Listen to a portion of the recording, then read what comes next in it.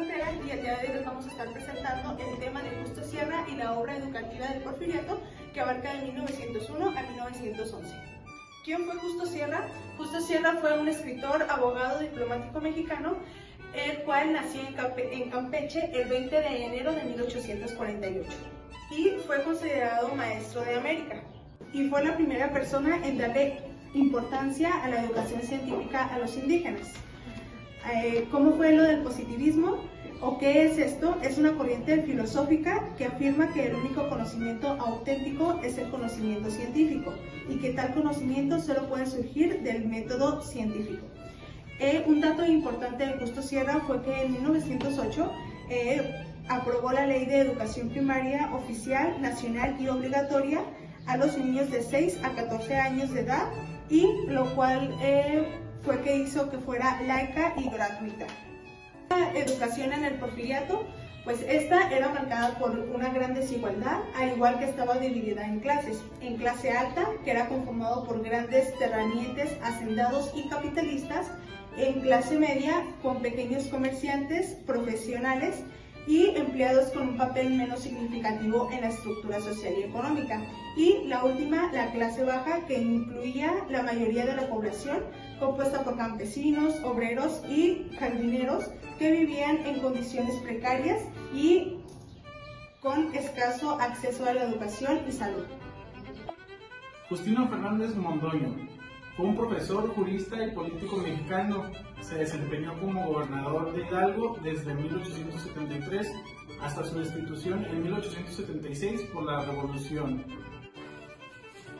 Como secretario de Justicia e Instrucción Pública de 1901 a 1904 y como secretario de Justicia de 1904 a 1911, ambos durante el gobierno de Porfirio Díaz. Él siguió los pasos de su familia, se graduó de la Academia de Jurisprudencia Teórico-Práctica. Fue elegido diputado del Congreso de la Unión desde 1855 y miembro de la Junta de Nobles como representante de México al promulgarse la Constitución de 1857. El 18 de abril de 1901, a sus 73 años, fue designado ministro de Justicia e Instrucción Pública, nombrando a Justo Sierra Méndez como subsecretario de Instrucción Pública. Su nombramiento sorprendió a muchos a causa de su considerable edad y sin negar su importante trayectoria. El nombramiento resultó beneficioso para los miembros del gabinete de Porfirio Díaz, pues presentó ideologías moderadas que eran aceptables para los científicos y no objetadas por los miembros más liberales. Durante su gestión en las secretarías, se convirtió en un cercano consejero del presidente y actuó como intermediario entre los otros secretarios y él mismo. Si bien mantuvo relaciones cordiales con la mayoría del gabinete, no fue siempre así con su subsecretario Justo Sierra, de ideas y caracteres diferentes, ya que Sierra se sentía frustrado respecto al carácter necio de Fernández, que no siempre apoyaba sus ideologías progresistas y en ocasiones tuvo que recurrir al secretario de Hacienda, José Ibáez Limantur.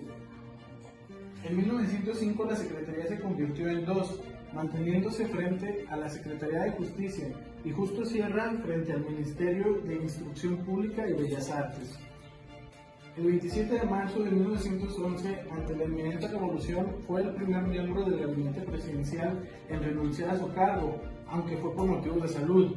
Murió a los 83 años de un infarto, apenas 5 meses después de abandonar su cargo, siendo el primer secretario del último gabinete de Porfirio Díaz en morir. La relación de Porfirio Díaz y 1904. En este informe presidencial, Porfirio Díaz expone los avances de México bajo su mandato, especialmente en temas de economía y finanza. Resalta el crecimiento de la economía, el aumento de la inversión extranjera, sobre todo de Estados Unidos, Europa, y la estabilidad del peso. Infraestructura. Hace énfasis en la expansión del sistema ferroviario, la construcción de carreteras y la modernización de puertos. Orden y progreso. Díaz presume de mantener la paz social mediante el control militar y político, aunque con mano dura. Educación. Señala avances en el sistema educativo, pero desde una perspectiva positiva y equilística, enfocado en formar trabajadores útiles para el modelo económico. Justo Sierra Méndez fue uno de los intelectuales más importantes del Porfiriato. Ocupó el cargo del ministro de Instrucción Pública y Bellas Artes entre 1905 y 1911 en los últimos años del gobierno de Porfirio Díaz. La Ley de Educación Primaria de 1908. El 5 de diciembre de 1903, el Congreso de la Unión concedió al Poder Ejecutivo las facultades extraordinarias en materia de legislación educativa. Justo Sierra puso en manos del Consejo Superior de Educación Pública un proyecto de ley de educación primaria para el Distrito Federal y los territorios. La ley lo define en su artículo primero. Las escuelas primarias oficiales serán esencialmente educativas. La institución en ellas se considerará solo como un medio de educación. En la sesión posterior, el concepto fue enriquecido y reforzado por el de educación integral. Esto es, por la idea de una educación equilibrada que produzca el desarrollo armónico del ser humano en lo físico, en lo intelectual y lo moral. La ley recomienda expresamente que los educadores se empeñen en desarrollar en sus alumnos el amor a la patria mexicana, la fidelidad de sus instituciones y la consagración entusiasta a la empresa del progreso de la nación. El laicismo escolar se explicó en las discusiones y en la ley como una escuela que no profesa ni combate religión alguna, que no enseña ninguna religión por no violentar la conciencia a los fieles de otras religiones, como una escuela neutral en materia religiosa en país cuyos preceptos constitucionales evitan la religión de Estado en garantía de la libertad de religión y de la igualdad de todos los credos religiosos ante la ley.